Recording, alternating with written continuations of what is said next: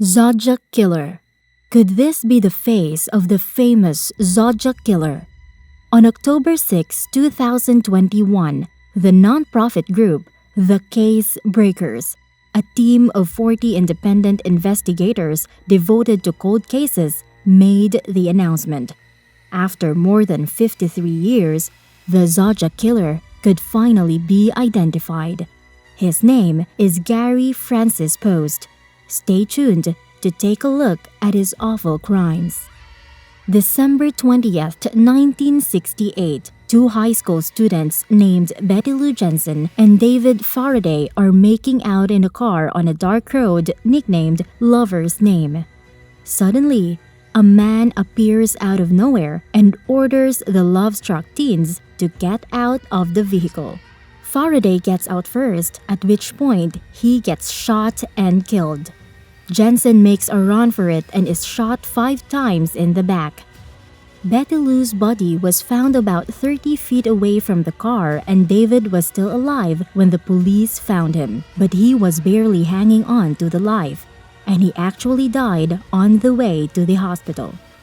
Keep in mind that this was in the 60s, so it wasn't common to have these random shootings and violence. There weren't even as many guns available.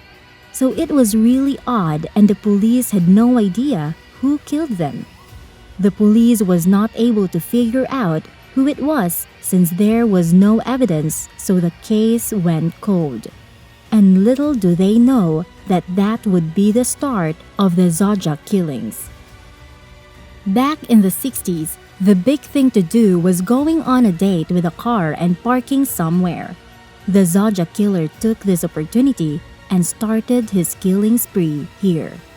6 months after the first murder, in July 4 of 1969, Darlene Ferrin and Michael Mago were on a date near Blue Rock Springs Park that is only few minutes away from the place of his first murder. The Zodiac Killer came behind them and shot both of them in the car. When the police arrived at the scene, they were both alive. However, only Michael ended up living. Michael claimed that he remembered what the killer looked like. He said that he was a white male around 27 to 30 years old. He was 5 feet and at least 200 pounds. He also said that he had curly brown hair and a large face. Something really different and interesting about the Zodiac Killer is that he doesn't seem to have a motive for killing like the other serial killers. He doesn't really torture victims. He doesn't capture them or take them home.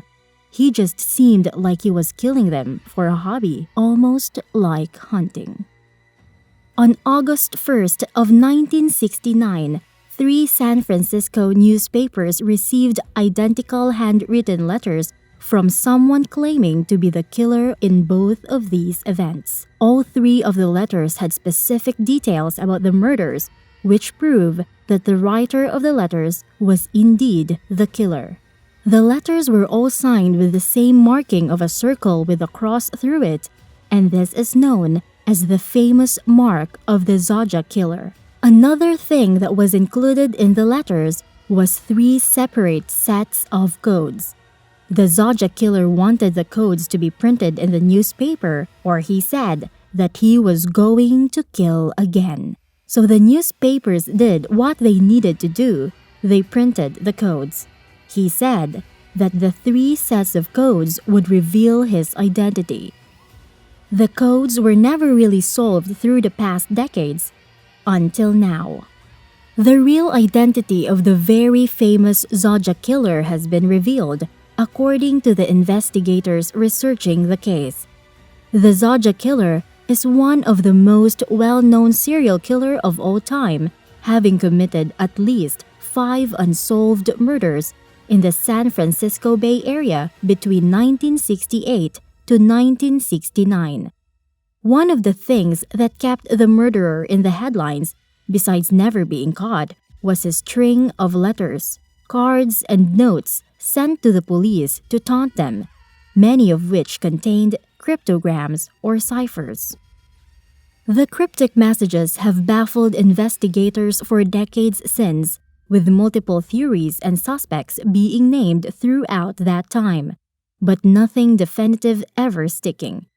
The Zodiac case was spawned a number of documentaries, films, and books over the years, all of them attempting to shine a light on who the real killer may be, have been in an effort to solve the case once and for all.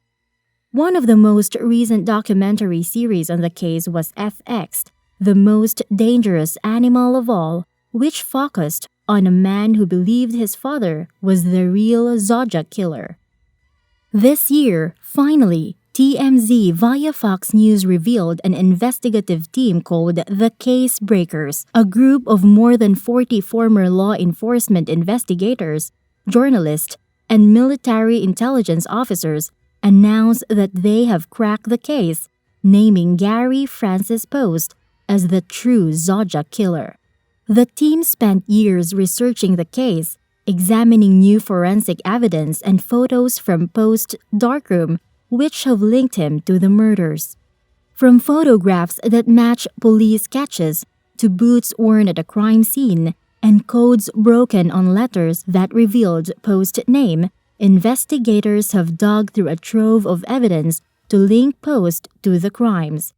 One of the lead investigators said that finding Poste's name was the key to unraveling the case, saying, "So you've got to know Gary's full name in order to decipher these anagrams. I just don't think there's any other way anybody would have figured it out."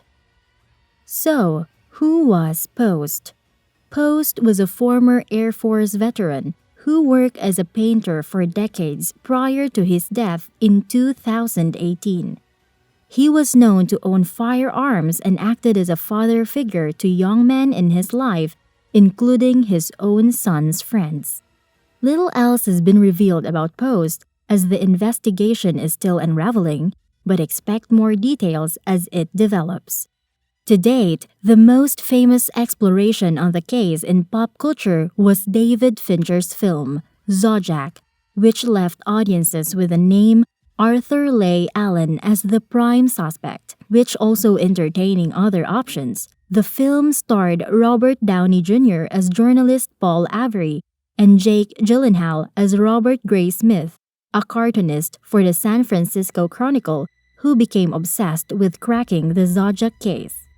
As technology and forensic science continue to advance, it's no surprise that unsolved mysteries are finally being cracked.